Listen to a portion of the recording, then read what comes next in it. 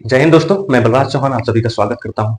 आज से हमारी हिस्ट्री की क्लासेस चालू होती है, जिससे मैंने पहले ही आपको बताया था कि आज से हम लोग हिस्ट्री को पढ़ने वाले हैं बिल्कुल बेसिक से। और आप कोई भी कॉम्पिटिटिव एग्जाम्स की तैयारी क्यों ना कर रहे हो, उन सभी कॉम्पिटिटिव एग्जाम्स के लिए और जिनमें हिस्ट्री पूछी जाती है या जीएस का पोर्शन आता है, एमसीक्यूज फॉर्म में क्वेश्चंस होते हैं, उन सभी के लिए क्लास बहुत ही इंपॉर्टेंट होने वाली है, जिसमें हम हिस्ट्री को बिल्कुल जीरो से पढ़ें।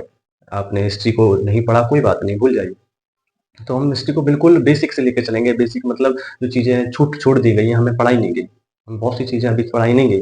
जैसे कि हम बात करते हैं अरबों की ही बात कर लेते हैं, जो आज का हमारा मुख्य टॉपिक भी रहेगा कि अरब 712 एडी में सफल क्यों हुए।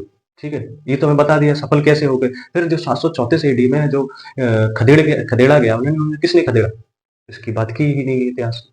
ठीक, राजा दाहिर सफल क्यों नहीं हुआ, ठीक, इसकी भी बात नहीं की गई है। तो हम सभी तथ्यों की बात करेंगे धीरे धीरे।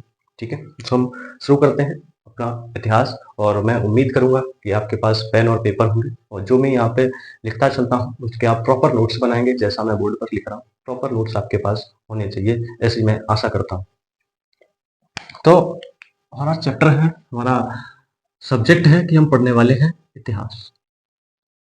क्या पढ़ने वाले हैं? इतिहास। इसको हम थोड़ा कैटेगराइज करके समझ लेते हैं कि इतिहास होता क्या है। इतिहास को हम लिख लेते हैं इति धन है धन आस। इति धन है धन आस। इति मतलब ऐसा, इति मतलब ऐसा, है मतलब हुआ, आस मतलब था। ठीक, ऐसा हुआ था। इतिहास का मतलब है जो घटनाएं पास्ट में हो चुकी हैं, जो पास्ट में हो चुकी हैं उसे तो हम कहते हैं इतिहास। यानी कि it was happen, it was, ठीक है, वो घटनाएं जो पास्ट में हो चुकी हैं वही इतिहास कहलाती हैं। अगर जो कोई काम अभी प्रेजेंट में चल रहा है उसको तो इतिहास कह नहीं सकते। और जो फ्यूचर में होगा वो तो हमें भी नहीं पता क्या होगा। ठीक, उसको तो इतिहास कह ही नहीं सकते।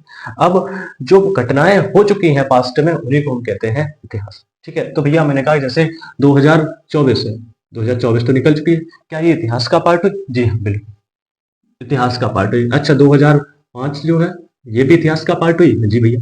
1947 जो है ये भी इतिहास का पार्ट हुई? हाँ जी भैया। 1600 एडी, ठीक है, ये भी इतिहास का पार्ट हुई? हाँ जी भैया। कोई भी आप ऐसी ले लें जो घटनाएं हो चुकी हैं वो सभी इतिहास का पार्ट है। अच्छा, मैंने एक टर्म लिखा है यहाँ पे एडी, और एक टर्म और होता है बीसी। ठीक है, इनको शायद मैं उम्मीद करता हूँ आपको पता नहीं, पता होगा, कोई बात नहीं, मैं अभी क्लियर कर दूंगा आपको। तो मैं कहता ना, इतिहास, इतिहास मतलब ऐसा हुआ था।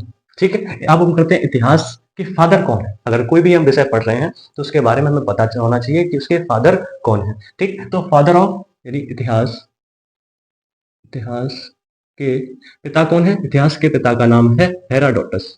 क्या नाम है? हेराडोटस, हेराडोटस। ठीक है, इनकी किताब है जिसका नाम है हिस्टोरिका। इनकी बुक का नाम है, बुक है इनकी हिस्टोरिका। सर्वप्रथम जो प्रयास जो है इतिहास लिखने का, तो हेरोडोटस ने ही किया है। ठीक, कोई ऐसी व्यापक पुस्तक नहीं थी जिसमें बहुत सारी जानकारियां नहीं, पर सर्वप्रथम जो प्रयास था वो इन्हीं साहब ने किया था जिनका नाम है हेरोडोटस। सो फादर ऑफ, मैं दोनों भाषाओं में लिख दे रहा हूँ जिससे हिंदी मीडियम वाले और इंग्लिश मीडियम वालों को दिक्कत ना हो। Father of history, father of history. ठीक है, ठीक है, अब हम करते हैं इतिहास का विभाजन। इतिहास का विभाजन, वैसे नहीं चलते हैं कि इतिहास का विभाजन हम एशियंट हिस्ट्री में ना जाके कि कौन सी एज कौन से युग की बात कर रहे हैं, नहीं, अभी हम सीधा मोटा मोटा पढ़े। ठीक है, ज्यादा चीजों को कॉम्प्लिकेट नहीं करना है आपको। इतिहास का विभाजन, इतिहास का विभाजन यानी classification of history, classification of history, classification of history. Mainly तीन पार्ट्स में डिवाइड की गई है हिस्ट्री। फर्स्ट वन इज प्राचीन भारत यानी एशियंट इंडिया, प्राचीन भारत, प्राचीन भारत यानी कि एशियंट इंडिया। ठीक, नेक्स्ट है हमारा मेडिवल यानी मध्यकालीन। क्या? मध्यकालीन, मध्यकालीन भारत यानी कि मेडिवल इंडिया। ठीक, मेडिवल, मेडिवल इंडिया। ठीक है, नेक्स्ट है हमारा मॉडर्न यानी आधुनिक भारत। ठीक है, आधुनिक भारत। इन तीन कैटेगराइज में हमने क्लासिफाई किया है, विभाजन किया है इतिहास का। जो भारत का हम इतिहास पढ़ते हैं उनको आधुनिक भारत यानी कि modern India, modern, modern India. ठीक है, अब इनके टाइम पीरियड की बात कर लेते हैं भैया। एशियंट जो भारत है वो कब से कब तक का समय है? मेडिवल इंडिया जो है, मेडिवल इंडिया का जो इतिहास है, मध्यकालीन जो इतिहास है, वो कब से कब तक का समय है, और आधुनिक भारत का जो इतिहास है वो कब से कब तक का है। ठीक है, तो इसका हम कर देते हैं। एशियंट का हमें पहले पता नहीं होता कि एक अज्ञात, यानी कि हमें पता नहीं कब से, हमें टाइम का भी उतना पता नहीं, अज्ञात से लेकर के 712 एडी तक का जो समय है, 712 एडी तक का जो समय है वह कहलाता है हमारा एशियंट इंडिया का इतिहास। ठीक है, और मेडिवल इंडिया में आता है 712 एडी से, 712 एडी से, यानी कि जब अरबों ने आक्रमण किया था तब से लेकर के 1707 एडी तक, 1707 एडी तक, यानी अरबों के आक्रमण से लेके औरंगजेब की मृत्यु तक। ठीक है, औरंगजेब का आपको पता होगा शासन था, 1658 में गद्दी पर बैठा था, 1707 में उसकी मृत्यु हो गई थी। इतना आपको उम्मीद करता हूँ पता होगा, नहीं पता तो कोई बात नहीं। ठीक है, और 17 औरंगजेब की मृत्यु के बाद 1947 तक, 1947 तक ये क्या है, ये भी ये आधुनिक भारत का टाइम पीरियड है। ठीक है, अच्छा ये टर्म्स आए हैं कुछ एडी और बीसी करके, ठीक, इनको एक बार पहले समझ लेते हैं। तो यहाँ साइड में मैं एक लाइन खींच दे रहा हूँ कि जिसमें जो भी मुझे लगेगा चीजें वो बताता है। और बीसी की फुल फॉर्म होती है before Christ, before before Christ. ठीक है, अब एनो डोमिनी वो होता है कि जैसे कि ईसा मसीह को के जन्म को हम आधार मानते हैं, किसके, ईसा मसीह जो एक क्रिश्चियन थे उनके जन्म को हम आधार मानते हैं, यानी कि ईसा मसीह के जो जन्म के बाद का जो समय है वो हमारे कहलाता है बीसी, सॉरी एडी कहलाता है, और ईसा के जन्म, ईसा मसीह के जन्म के पहले का जो समय है वो कहलाता है बीसी। मैं लिख भी दे रहा हूं, ईसा, ईसा के जन्म के बाद का जो समय है, बाद का समय, ठीक है, ये ईसा के जन्म से पहले का समय, ईसा के जन्म के पहले का समय, पहले का समय। अब प्रश्न ये दिमाग में आपके उठना चाहिए, मैं उम्मीद करूंगा कि प्रश्न आपके दिमाग में उठते भी होंगे कि हमने ईसा मसीह के ही जन्म को आधार क्यों माना। तो आप सभी को पता होगा कि यूरोप जो है इंडस्ट्रियलाइजेशन में बहुत आगे था, और इंडस्ट्रियलाइजेशन यानी औद्योगिकीकरण में आगे था, और औद्योगिकरण में आगे होने के कारण जो भी इनसे व्यापार करते थे, सभी कंट्रीज जितने भी इनसे रिलेटेड थे व्यापार करती थी, तो सभी इन्हीं का कैलेंडर अपना लिया गया, जिनमें उस कैलेंडर में ईडी और बीसी दो चीजें दी गई थी, यानी ईसा मसीह के जन्म के आधार को, जन्म को ही आधार माना गया। ठीक है, इतनी बात समझ में आई, उम्मीद करता हूँ समझ में आई होगी। ठीक है, अब इतिहास पढ़ लिया, ठीक, इतिहास के बारे में जान लिया, 3 पार्ट्स में क्लासीफाई किया गया। ठीक है, अब हमारा मुख्य टॉपिक आज का है धर्म।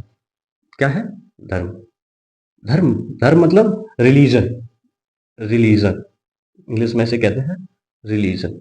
अच्छा, आप एक बात मुझे बताएंगे कि धर्म होता क्या, धर्म क्या होता है।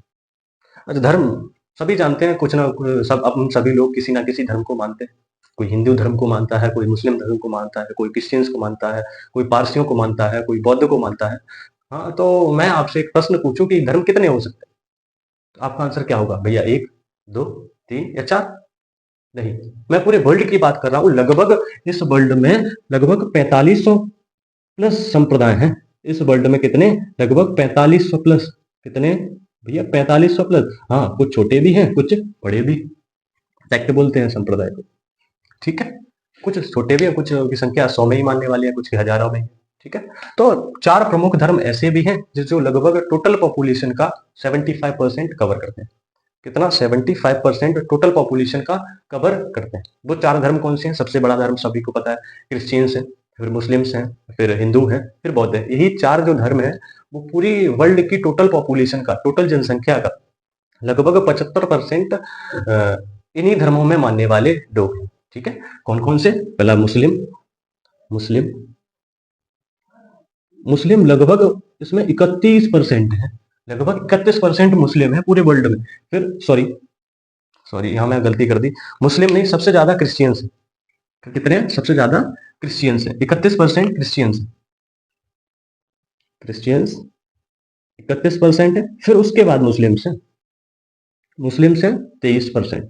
ठीक, सबसे ज्यादा वर्ल्ड में जो धर्म को मानने वाले लोग हैं सबसे ज्यादा क्रिश्चियंस में मानते हैं, यानी जो ईसाई धर्म है उसमें मानने वाले लोग सबसे ज्यादा हैं। मुस्लिम्स 23% हो गए, और हिंदूज जो है, हिंदूज वो 15% है, और बाकी के बौद्ध, ठीक है, बौद्ध जो है वो 7%, बौद्ध जो है वो है 7%। ठीक है, लगभग जोड़ो कितना हुआ, ऑलमोस्ट 75-76% की बात है, मैंने लगभग अप्रोक्सीमेटली की बात क्यों रही है यहाँ पे। तो यही जो धर्म है वो लगभग 75% जनसंख्या को कवर किए हुए है। इतनी बात यहाँ पे क्लियर हुई। तो मैं पूछूं आपसे कि सबसे बड़ा धर्म कौन सा है? प्रश्न अगर आ जाए एग्जाम में आपके कि बताइए निम्नलिखित में से सबसे बड़ा धर्म कौन सा है, ऑप्शन में दे रखे हो, तो आप क्या टिक करेंगे भैया? ईसाई धर्म यानी क्रिश्चियंस हैं, जो कि 31% है। ठीक है, अब मैं बात करूं कि एक वो आता है कि हम ह्यूमंस जो है, ह्यूमंस की उत्पत्ति कैसे हुई, how humans came in this world. ठीक है, तो सभी को पता था कि हम सब होमो सेपियंस हैं, सभी को जानकारी होगी होमो सेपियंस हैं, कि हमें बदलाव ऐसे क्या हुए कि वैसे तो हम भी जानवर की तरह ही बिहेव करते थे। ठीक है, हमें ऐसे अचानक बदलाव क्या हुए जो हम अच्छी सोच में विकसित हमारी हो गई। ठीक है, हम अच्छा सोचने लगे, अच्छी अच्छी काम करने लगे, हमारे कार्य करने की क्षमता बढ़ गई। ऐसा क्या हुआ? तो एक टर्म है कॉग्निटिव रिवॉल्यूशन, ह्यूमंस में हुआ। ह्यूमंस मतलब होमोसेपियंस में क्या?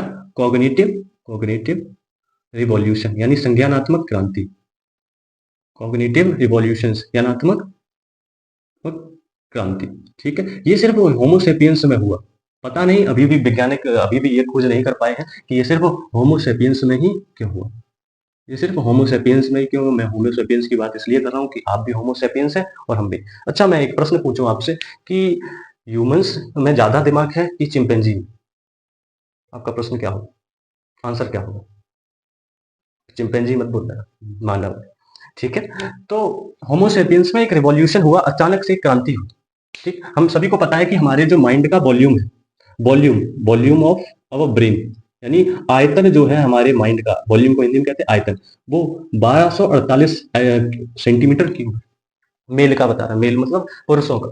ठीक, 1248 सेंटीमीटर क्यूब है। ठीक, तो और ये फीमेल का ऑलमोस्ट होता है 1170 सेंटीमीटर क्यूब। ठीक है, तो ऐसा नहीं कि फीमेल का जो वॉल्यूम है वो कम होता है तो उनमें सोचने की क्षमता नहीं, ऐसा बिल्कुल भी नहीं। ठीक है, वो महिलाएं भी अच्छा डिसीजन ले सकती है। ठीक है, वो ज्यादा डिफरेंस नहीं होता। तो हम बात कर रहे थे वॉल्यूम की। अच्छा, वॉल्यूम होता है क्या? अच्छा, एक एग्जांपल समझते हैं। जैसे आपके पास कोई एक बाल्टी है, बाल्टी, एक उस बाल्टी में कितना रेत भरा जा सकता है, वो होता है उसका वॉल्यूम। अच्छा, आपके पास कोई गिलास है, उस गिलास में कितना रेत भरा जा सकता है, वो उस गिलास का क्या हो गया? वॉल्यूम यानी कि आयतन। अब ऐसे ही अगर हमारे दिमाग को, ब्रेन को बाहर रख दिया जाए, उसमें कितना रेत भरा जा सकता है, वो हमारा हो गया वॉल्यूम। अच्छा, तो अब प्रश्न ये उठता है कि कॉग्निटिव रिवॉल्यूशन जो है वो ह्यूमन होमोसेपियंस में ही क्यों हुआ, ह्यूमंस में ही क्यों हुआ, और क्यों बकरी में क्यों नहीं हो गया, या फिर किसी और जानवर में क्यों नहीं हो गया? अच्छा, अगर बकरी में हो गया होता तो आज शायद बकरियां राज कर रही होती। संभव प्रतीत नहीं होता है, लेकिन फिर भी। तो होमोसेपियंस में हुआ क्यों हुआ? तो इसमें एक किताब है होमोसेपियंस करके, ठीक है, जो मैं पढ़ रहा था, उसमें लिखा है कि एक बहुत सारे फैक्ट्स बताए गए हैं। अभी कोई भी कंक्लूजन सही तरीके से नहीं निकल के आ पाया, लेकिन होमोसेपियंस एक किताब है, उसमें मैं पढ़ रहा था, उसमें बताए गए कुछ अच्छे अच्छे फैक्ट्स कि ह्यूमंस का जो दिमाग है, उनका जो बॉडी वेट का जो रेशियो है, यानी वजन के अनुपात में जो उनका दिमाग है वो परफेक्ट है, सबसे सही है। ठीक है, अब इसका ये क्या बात की मैंने, यानी कि हमारा जो दिमाग है, ठीक, और हमारे वजन के अनुसार जो है बिल्कुल परफेक्ट रेशियो में है, अनुपात बिल्कुल सही। ठीक है, यानी अब बात कर दी जाए कि हाथी हाथी तो देखा है अपने, हाथी का दिमाग तो हमसे बहुत बड़ा है। हाथी तो होना चाहिए हाथियों का राज, नहीं ना? तो हाथी का जो दिमाग भी तो बड़ा है, पर उसके दिमाग के कंपैरिजन में उसका बॉडी वेट कितना है, बॉडी का वजन कितना है, ये भी देखा जाता है। ठीक, हाँ, उसके तुलना में उसका दिमाग कुछ भी नहीं है ना। तो ये कहा गया है उस किताब में कि ह्यूमंस का यानी होमोसेपियंस का जो दिमाग है वो उनके शरीर के वजन के अनुसार सबसे बेहतर है। इसीलिए मनुष्यों में सबसे ज्यादा सोचने और समझने और कार्य करने की क्षमता होती है। अच्छा, तो हम अगर ये बात है कि सोचने समझने और कार्य करने की क्षमता होती है, तो लोग गलत काम क्यों करते हैं? यानी चोरी करते हैं, कहीं कुछ ये गलत काम हो रहा है, तो वो क्यों करते हैं?